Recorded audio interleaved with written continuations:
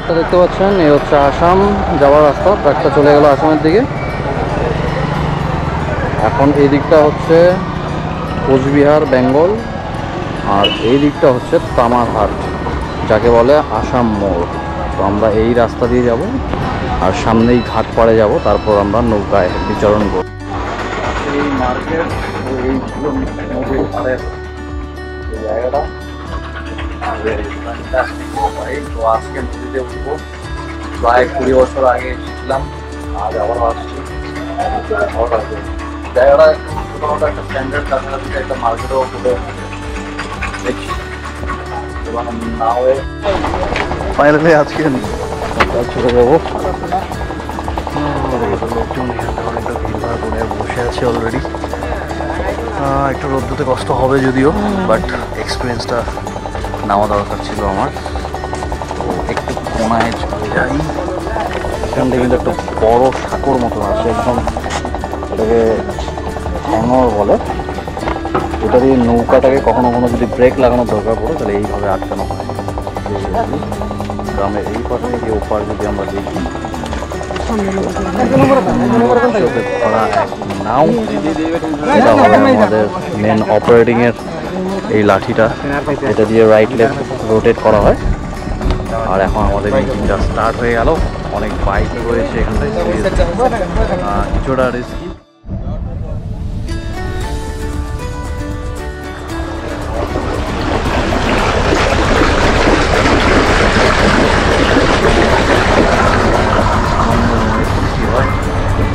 অনেক যাত্রীবাহীরা এখানটায় বসে আছে।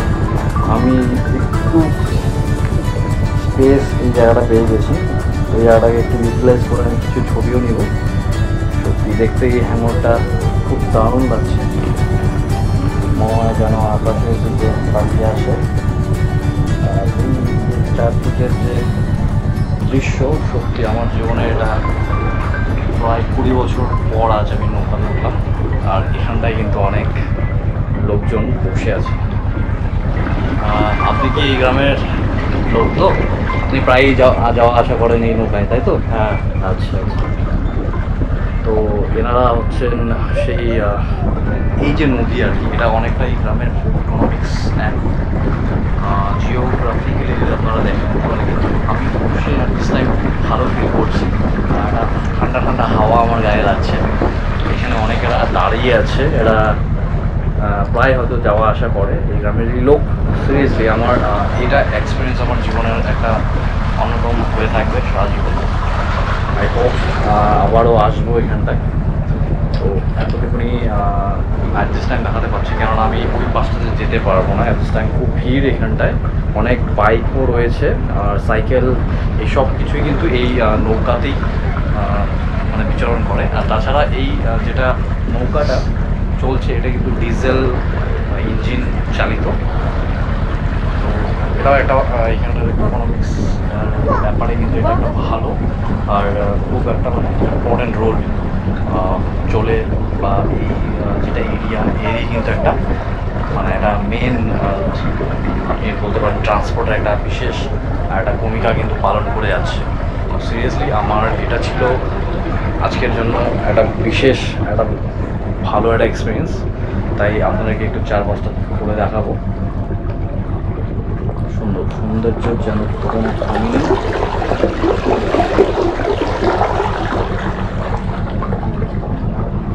আর আমরা যাব ওই ঘাটে।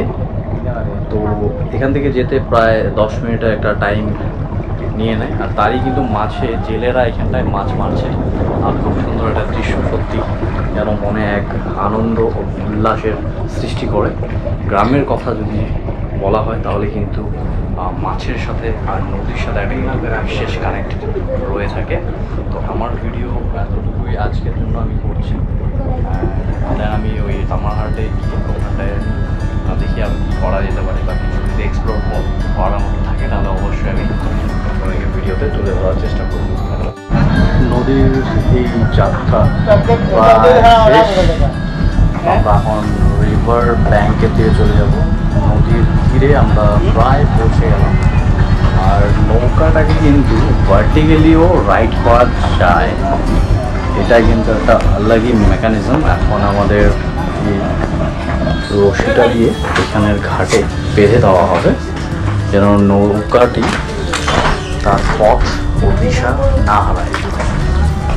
এভাবেই এই নদীর এরিয়াতে এই নৌকার এক বিশেষ যে কানেকশন সেটা কিন্তু আমরা আজ সাক্ষী হয়ে রইলাম। সত্যি আমার খুব ভালো লাগছে। পাশে আরেকটা নৌকা এখানটায় বসে আছে। তো এটা বিশাল বড় বড় নৌকা, এটাতে ইঞ্জিন চালিত, ডিজেল ইঞ্জিনে চলে। খুব সুন্দর এইভাবে করে এক এক করে বাইকগুলোকে পার্কিং এরিয়া থেকে একটা একটা করে নামিয়ে নেওয়া হবে। এই নৌকাতে কিন্তু আবার বিশেষ ধরনের ছোট্ট কেবিনও রয়েছে যেখানে যাত্রীরা বসে যেতে পারে। আরামদায়ক এক অবস্থা। আর এইখান দিয়েই সেই ঘাট থেকে এইভাবে গ্রামের নৌকায় করে তোরে যদি আসতে চান আপনারা তাহলে কিন্তু এই নৌকার বিশেষ কেবিনটি আপনাদেরকে একবার দেখিয়ে দিই। খুব সুবিধাজনক, ছোট হলেও এখানে কিন্তু খুব আরামভাবে এই ইঞ্জিনের দ্বারা চলে। তো এটা ছিল সেই ইঞ্জিন, আর এখান দিয়ে সেই ধোঁয়াটা বেরিয়ে যায়।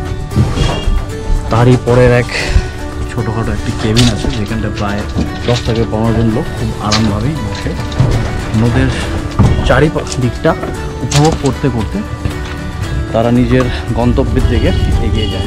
তো আমিও চলে গেলাম এখন আমার গন্তব্যের দিকটা। তো আমাকে পিক করতে আসছে আমার ভাই। আর এটা একটা খুব ভালো এক্সপিরিয়েন্স ছিল আমার জন্য। যাই হোক, গ্রামটার আশেপাশে এরিয়াটাকেও আর এই ঘাটপাড়ের সাথে যে কী লিঙ্ক সেটাকেও কিন্তু একটু ভালো করে দেখিয়ে দিই। পাশেই কিন্তু গড়ে উঠেছে একটা ছোট্ট মার্কেট, যা এই গ্রামের মার্কেটটাকে নদীর ওই পারের আরেকটি মার্কেটকে সংযোগ। থেকেই বেরিয়ে যদি আমরা এগিয়ে থাকি স্থলপথে তাহলে 8-6 কিলোমিটারের মধ্যে আমরা পৌঁছে যাবো আমার।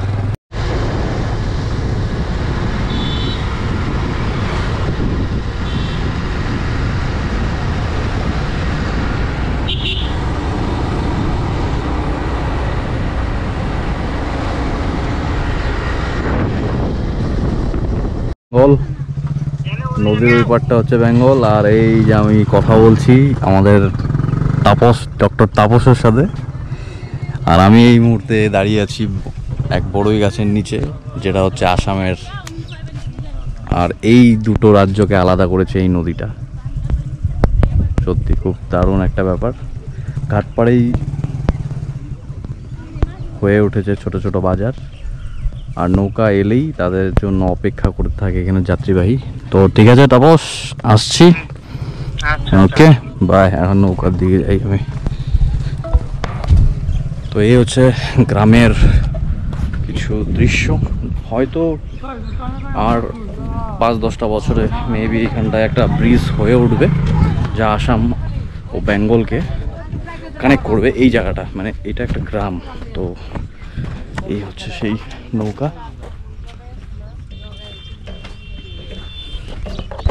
জানি না আবার কবে আসা হবে। তো এরা হচ্ছে সেই যাত্রী, আর এই হচ্ছে সেই ইঞ্জিনটা, ইঞ্জিন চালিত নৌকা। দারুণ একটা মেকানিজম।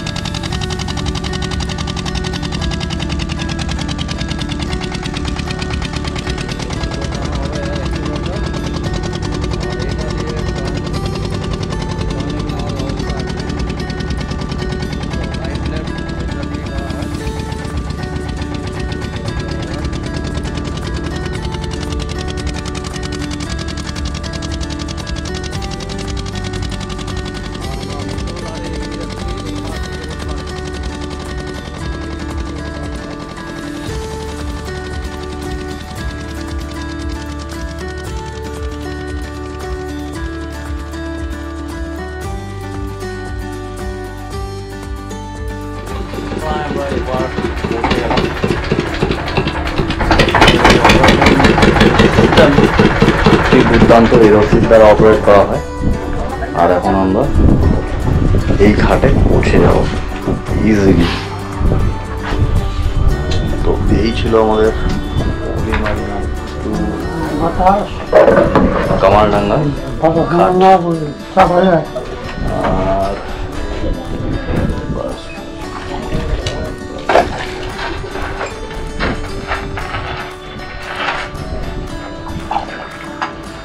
ধীরে ধীরে খাটের বাড়ি নিয়ে সেট করে লাগিয়ে দেওয়া হবে।